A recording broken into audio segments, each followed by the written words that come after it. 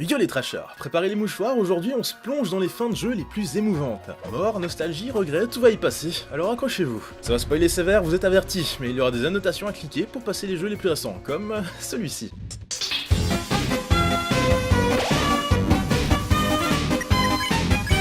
Vous l'attendiez depuis des mois, on parle enfin d'Undertale sur Trash. Si le jeu ne paye pas de mine niveau graphisme, c'est bien sur l'écriture de ses personnages qu'il se différencie de la masse des jeux indé / pixel art.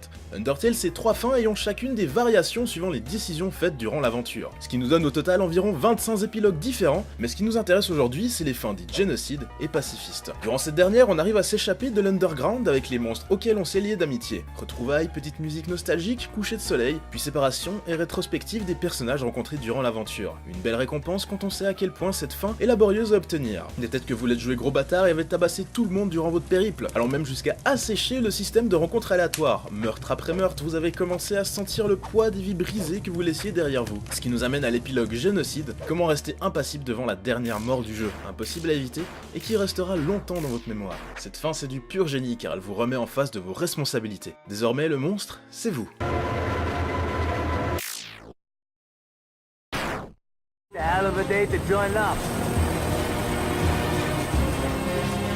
En 9, Halo Reach. Le titre se déroule juste avant Halo 1, du coup c'est un cas un peu particulier parce qu'on connaît la fin dès le début du jeu, et vous vous en doutez, elle n'est pas joyeuse.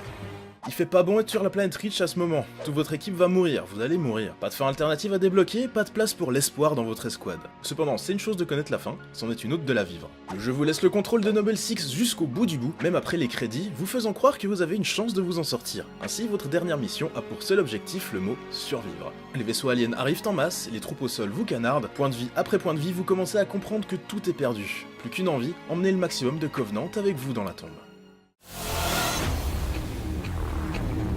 8ème position, Life is Strange, le jeu épisodique français qui a déchaîné les passions.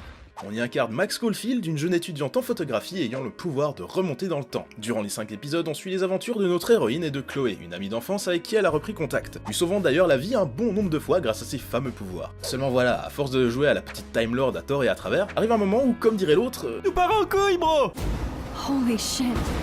Ouais, effet papillon, tout ça. À la fin du jeu, vous avez le choix entre laisser cette tornade XXL détruire votre ville ou retourner dans le passé jusqu'au moment où vous aviez sauvé Chloé la première fois. Seulement cette fois, vous la laissez mourir, plus question d'utiliser vos pouvoirs, on a vu à quoi ça mène. La scène est poignante car on la vit depuis la perspective de Max, rien n'est montré mais on comprend exactement ce qui se passe. Le jeu se termine sur l'enterrement de Chloé, le tout sur une musique pas du tout adaptée et vraiment générique. Dommage, on tenait là quelque chose d'émotionnellement très fort.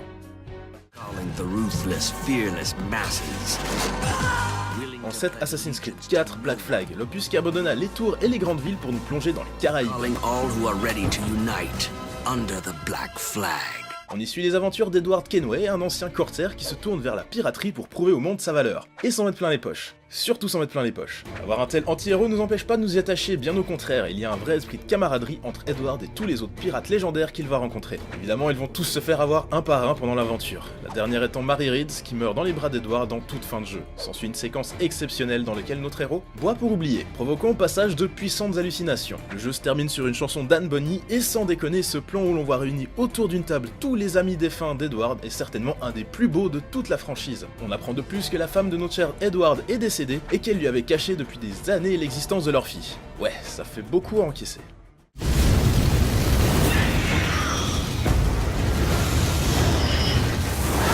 Sixième position, The Witcher 3, le RPG événement de l'année 2015. Au fil des heures, on se rend compte de la force de la relation père-fille entre notre héros Geralt et sa fille adoptive Ciri. Et là où c'est fort, c'est que le jeu vous laisse à plein d'endroits le choix de vous la jouer papa poule ou de laisser Ciri agir comme bon lui semble. Des situations qui semblent anodines ont donc un immense impact sur la fin du jeu. On s'intéressera ici à 2 endings, celui où Ciri devient impératrice et celui dans lequel elle meurt. En premier, le jeu vous amène à penser que Ciri et Geralt vont vivre ensemble. Mais en fait non, Ciri finit par avouer qu'elle abandonne les routes et devient impératrice de Nilfgaard. Tranquille, on comprend dès lors que les deux vont plus tellement se voir dans le futur. La façon dont est amenée cette scène est grandiose et superbement exécutée, simple et efficace. Mais il existe une autre version de l'histoire. Si vous avez été protecteur envers Ciri durant l'aventure, elle n'aura aucune confiance en elle au moment de sauver le monde et disparaîtra, certainement morte. Geralt perdra toute envie de vivre et après un dernier combat pour récupérer un médaillon appartenant à sa fille adoptive, il se laisse tuer par une horde de noyeurs. You were her last apprentice. Screw this one up, and we'll both be 6 feet under. En 5, Metal Gear Solid 3. En pleine guerre froide, Snake est envoyé tuer The Boss, sa mentor qui aurait trahi les USA en rejoignant l'ennemi russe. Tout à la fin du jeu, Snake la retrouve et on assiste à la très célèbre scène du duel dans le champ de fleurs. Après avoir remporté le combat, Snake s'engage dans une discussion pleine d'émotions avec The Boss et finit par la tuer.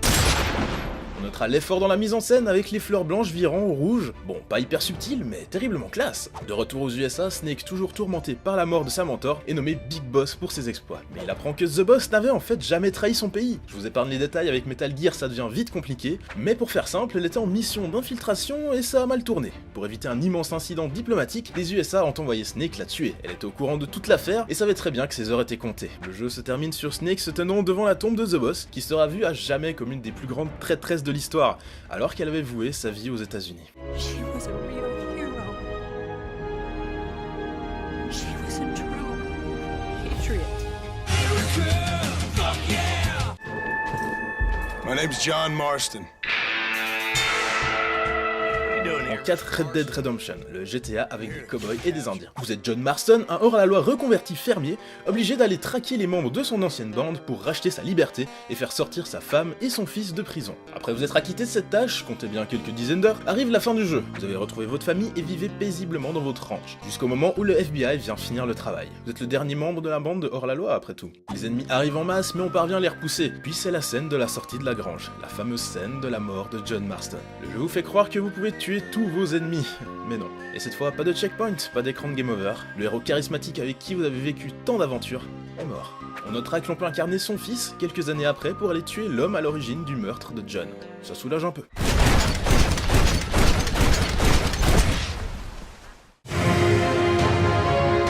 Troisième position, Shadow of the Colossus. Vous connaissez le principe, une jeune fille à sauver, des monstres à tuer. Mais il y a un twist, dans ce jeu, les seules créatures sont des boss. Wander, le protagoniste, fait un pacte avec une entité mystérieuse. S'il tue 16 colosses, sa bien-aimée reviendra à la vie. Notre héros n'hésite pas et part à l'assaut des géants. À la fin du jeu, on comprend que l'entité s'est jouée de nous. Les colosses étaient en fait des gardiens qui la maintenaient sous contrôle. Les voilà morts, le démon peut maintenant s'exprimer à son potentiel maximum en prenant possession de Wander. Un groupe de guerriers arrive cependant à sceller le démon et notre héros avec, qui redevient un bébé. La jeune fille finit bien par revenir à la vie, mais elle ne saura jamais ce que vous avez fait pour elle. Deuxième du classement, un jeu clairement moins connu que ce qu'on a vu jusqu'à présent. Nier, un action RPG pas ouf niveau technique, mais qu'importe, on est ici pour parler scénario. Aux alentours de 2050, l'humanité fait face à une maladie incurable qui décime la population planétaire. Le jeu se déroule plus de 1300 ans après cet événement. On incarne Nier dont la fille se fait enlever par Shadow Lord, le grand méchant. Bon, plutôt classique jusqu'ici. Sauf qu'en fin de jeu, vous apprenez que l'humanité avait tenté de survivre à la grosse épidémie en dupliquant les âmes humaines dans d'autres types de corps. Vous voyez tous ces monstres que vous avez massacrés pendant le jeu, c'était eux, cet autre type de corps. Vous avez donc tué des âmes humaines par dizaines durant votre aventure. Oh et vous savez, le grand méchant que vous avez tué, ben c'est votre âme qui est à l'intérieur. C'est pour ça qu'il a enlevé votre fille.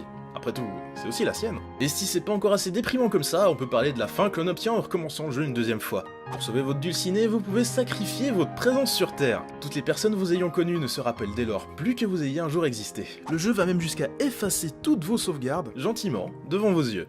Du génie. People up and go mad when they believe their life is over. In the road! This other time.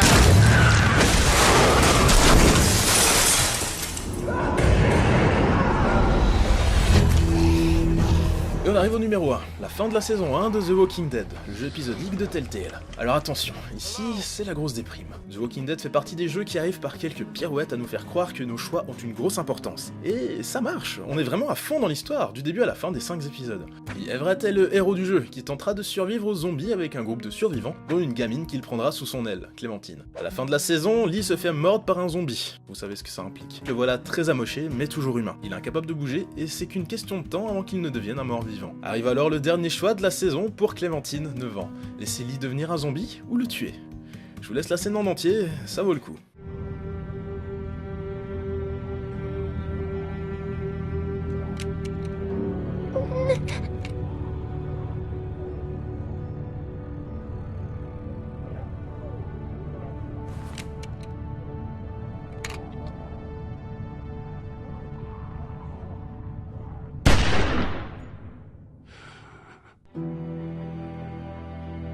Et nous voilà au bout de ce classement du fun. On s'est bien amusé, hein. Plus sérieusement, vous étiez beaucoup à nous demander une vidéo sur les meilleures fins. Après réflexion, on s'est dit que ça aurait été vraiment vaste comme sujet. Puis bon, les 10 fins qu'on a vues ici sont toutes géniales. Et non, pas de Crisis Core ou de FF10. Mais bon, on aura peut-être l'occasion de parler de la série une prochaine fois. Ça m'intéresse de savoir quelle fin vous a le plus touché, marqué, qu'elle soit dans ce top ou non. D'ailleurs, je vous invite à partager cette vidéo à tous les sceptiques, petits ou grands, sur la valeur artistique des jeux vidéo. Merci de m'avoir suivi, je vous invite à suivre la chaîne pour plus de contenu et à laisser le petit pouce bleu qui va bien. C'est un super indicateur pour savoir si ça vous a plu. Sur ce, je vous dis à très bientôt. Ciao.